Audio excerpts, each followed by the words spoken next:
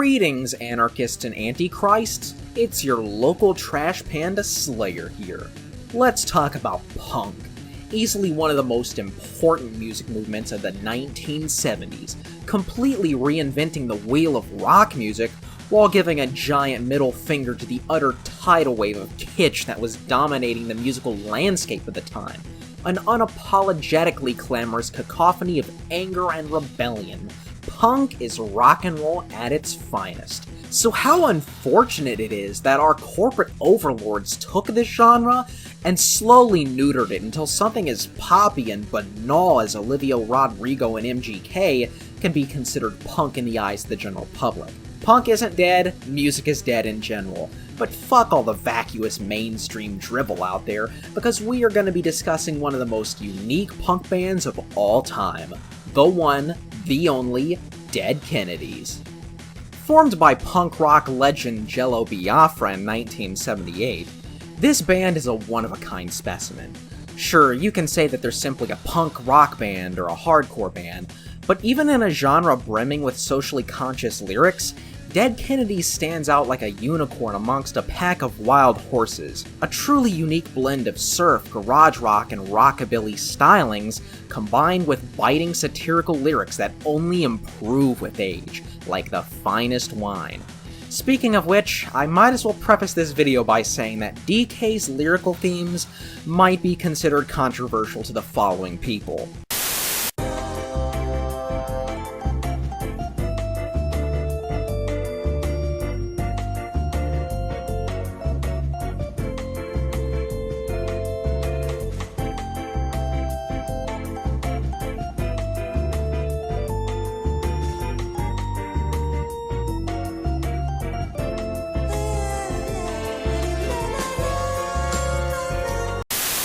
Yeah, there's no other way of saying this. DK are very blunt about their beliefs.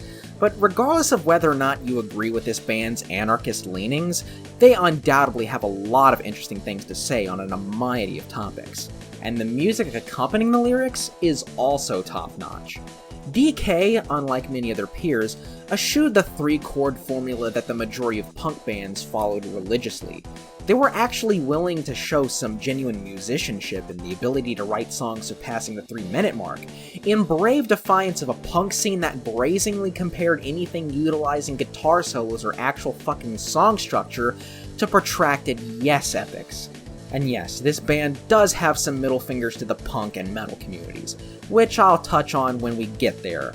But for now, it's time to dive into the masterpiece that started it all. Fresh fruits for rotting vegetables. By 1980, punk was diverging into two separate sounds. The hardcore scene, which took punk rock to extreme new heights in terms of heaviness and aggression, and post-punk, which cranked the distortion all the way up to zero and threw away all the vociferous rock and roll rebellion that gave punk its initial appeal. Dead Kennedys' debut is a middle ground between first wave punk and hardcore punk, featuring an equal amount of both elements in terms of the music. Right from the outset, DK wears its satirical nature on its sleeves. The opening track, Kill the Poor, is a scathing attack on our classist leaders and their utter contempt for anyone who makes less than 6 figures a year. The anti-war themes of When You Get Drafted, and the 1-2 punch of California Uber Alice and Holiday in Cambodia, two of DK's most iconic tracks. I really love the thrashy riffs in the former and the ominous and foreboding vibe it gives off. I am Governor Jerry Brown. My heart smiles and never frowns. Soon I will be president. Try power will soon go away. I will be fairer one day. I will command all of you. Your kids are meditating in school. Your kids are meditating in school. Overall, this album is a masterpiece that I can't recommend enough. Easily one of the top 5 best punk albums of all time. Fucking listen to it.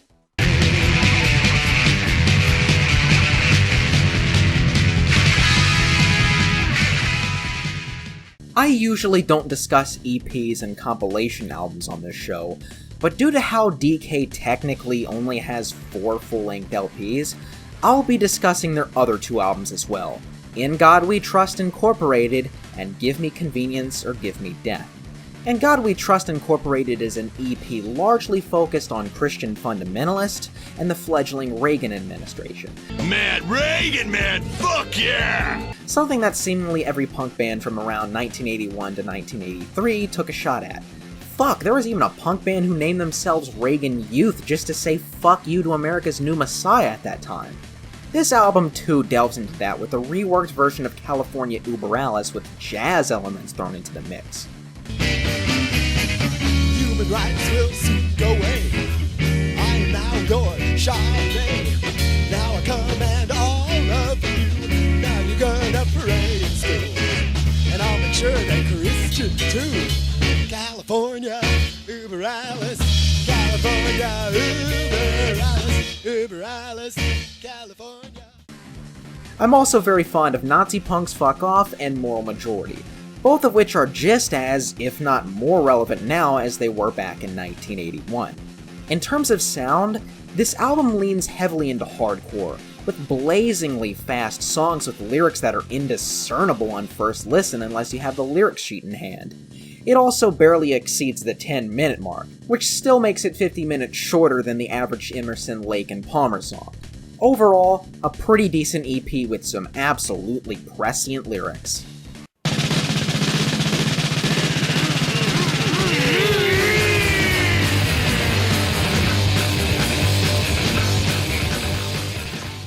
How do you follow up a masterpiece like Fresh Fruits for Rotting Vegetables? Well, you crank up the satirical nature a couple of notches, throw in a peppering of eclectic musical influences, and give a giant middle finger to everything wrong with the world. What you get is an album that's just as good as its predecessor, if not better, kicking off almost immediately with a well-needed jab at college frat boys. No, I'm not here to learn. I just want to get drunk and major in business and be taught how to fuck well when I always play to win. When I'm feeling like a car in the VHS machine, I can turn it off, turn it off. Thanks, DK, for reminding us that not everyone who goes to college is some Einstein in the making. Considering the illiteracy epidemic America is currently in the midst of, I can assure you there are a metric fuck-ton of college students who couldn't read through Green Eggs and Ham without assistance.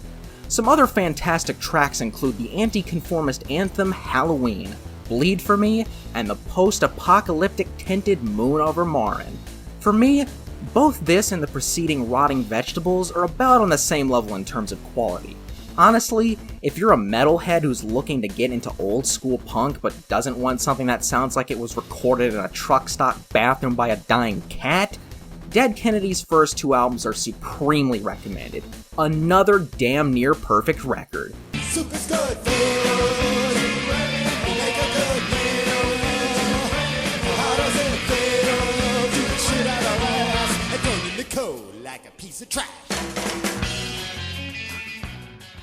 What we have here is Dead Kennedy's most experimental album, and a rare example of prog punk. As incongruent as it may sound to combine punk rock, prog, and psychedelic rock into a blender, Frankenchrist pulls it off well. Aside from the psychedelic and progressive elements, we have DK dipping their toes into the fledgling industrial genre with At My Job.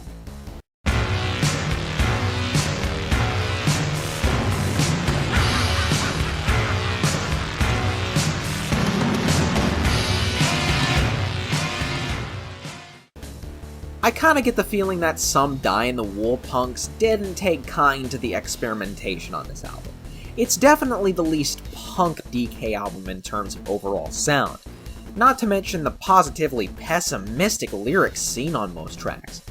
By far the biggest standout on this album is the hilarious MTV Get Off the Air. Written originally as a contrarian jab at MTV back when it, actually still played music, this song is simultaneously a product of its time and a prescient commentary that only improves with age.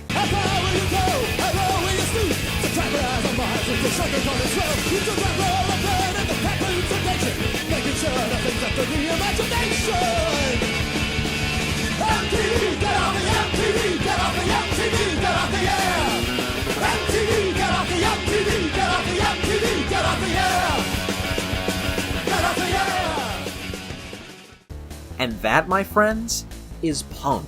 Not sucking up to some avaricious industry plants for the mere fact that they upset some piss-baby fundies.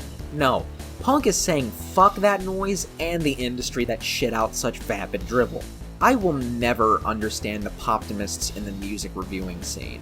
Then again, they will never understand why the general public is abandoning their idols in droves for the good old days. But sales are slumping, and no one will say why. Could it be they put out one too many lousy records? Frankenchrist isn't my favorite DK album. It's definitely a step down from the previous two records, but it still has a lot of relevant things to say even now. If you don't mind eschewing escapism for pessimistic social commentary, Frankenchrist is a fantastic album that's worth a listen.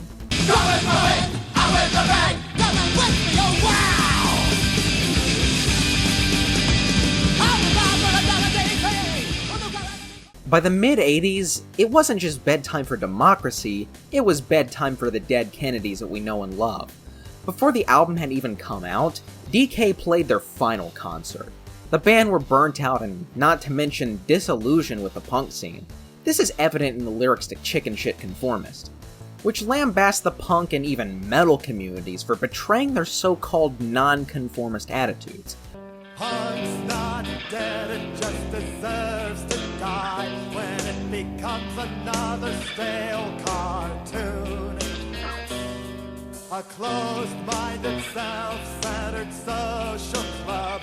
Ideas don't matter, it's who you know. If the music's gotten boring, it's because of the people who want everyone to sound the same. Who drive the bright people out of our so-called scene, till all that's left is just a meaningless fad. The song also features some early jabs at hair metal, nearly 4 years before it would become a punching bag in the rock community.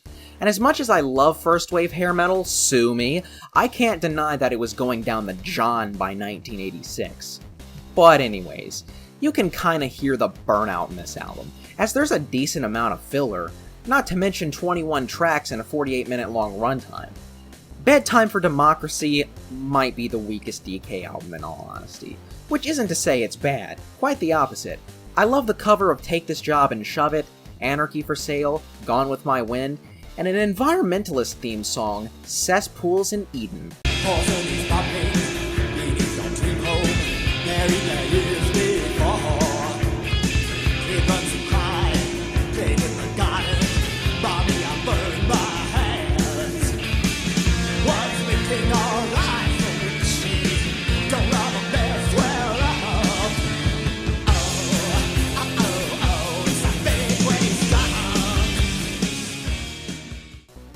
But sadly, this album just doesn't have that magic of the previous albums, and that's sad. Instead of ending their discography with a bang, it simply ended with an adequate punk record by 1986 standards. Dead Kennedys doesn't have any bad albums, but this is easily their weakest LP in the eyes of many, myself included.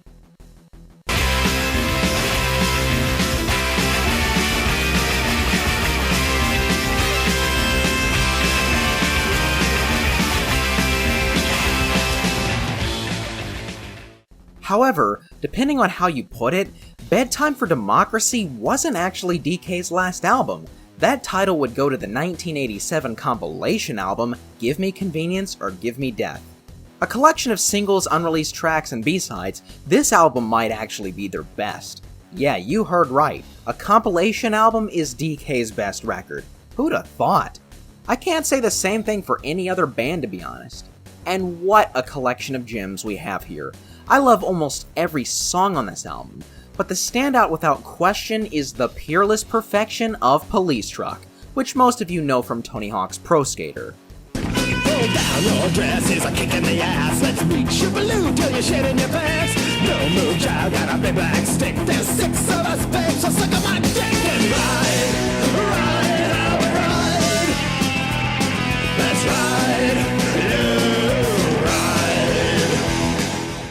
This song got me into the band. a band that helped change my life and even save it from time to time. Another masterpiece is the Perma-Prescient Pull My Strings, a live performance the band did at the 1980 Bay Area Music Awards just to say fuck you to the music industry. I'll make my music boring. I'll play my music slow. I ain't no artist, I'm a businessman. No ideas of my own. I won't defend or rock the boat, just sex, some drugs, and rock and roll. And boy, it only gets better with age. And man, that's something I keep saying about a lot of songs in this review. One of the most punk songs in existence. If you have to choose one and only one DK album, I would go with Give Me Convenience. It's got the best track list, and I can't think of a single bad track here. Easily one of the best compilation albums in music history. Dead Kennedys may not be a band for everyone. I can assure you that there are a lot of people out there who, if they actually knew what this band believed in, would fucking hate the ever-loving shit out of them. But I want to put you into the shoes of me back in the mid-2010s. I was an awkward teenage loser who just couldn't coax himself into fitting in no matter how hard I tried. I was frequently mocked for not fitting into the fashion senses, music taste, and general trends of the time. And in general, I felt like I didn't have a voice. Then one day out of the blue, I went back and played Tony Hawk 1 and heard Police Truck, got interested, and then proceeded to check out the rest of DK's discography. I listened to the first album, then the second, then their compilation album, and could not stop listening. And by the time I checked out the lyrics, I was fully engaged. I finally felt like I had a voice, even if it was from music from 3 decades ago at the time. A band that was attacking the conformity and idiocy that was plaguing my school at the time, the vapid pop music and the industry behind such garbage, and the bigotry that was on the rise during the times. I won't lie, Dead Kennedys music actually helped save my life during my teen years, and I want to thank Jello Biafra from the bottom of my heart for that. If you too are feeling alienated by the same things I mentioned and want to vent your frustrations, Dead Kennedys is the perfect band for you, and might just save your life just like it did with me. A damn near perfect discography that I can't recommend enough.